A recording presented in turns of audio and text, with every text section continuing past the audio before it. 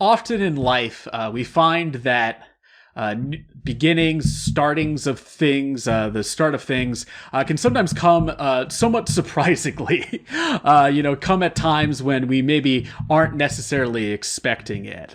John 2, 1 through 11 is a little bit of a story of this. This is a story that takes place at the start of Jesus' ministry, and it is when he turns water into wine at a wedding feast. And there's a line in here which really kind of catches me, which is when Jesus' mother, Mary, comes and asks him to do something about the family running out of wine.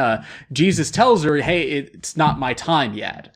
Now, Jesus had already been baptized. He had already started gathering his disciples and everything. But the idea of doing miracles kind of out in the public sphere wasn't something that he was necessarily planning on at this moment. And yet he ended up doing this in this situation. And it became the first miracle and first sign that he did.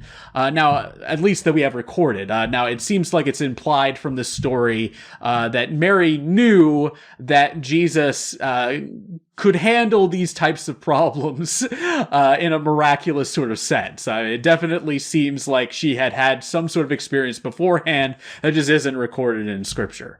It wasn't necessarily a surprise to her. But what does this mean for us? Well, I do think, especially at this time, these times that we live in, we're all undergoing changes. Things that we have been doing for years have come to an end, and we are now starting something new. And especially with it being the new year, this is a time where people like to get fresh beginnings and everything.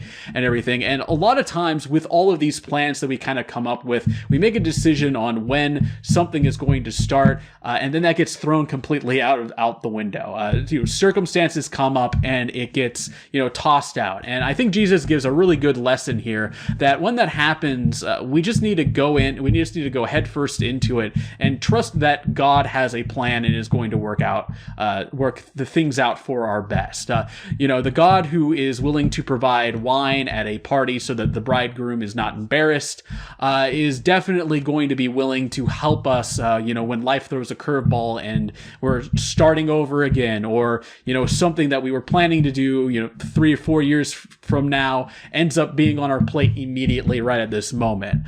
So I think that as long as we, take in from Jesus' example, trust in God and do his will in those situations, we'll find ourselves to be okay. God has the power to handle these types of curveballs in our lives.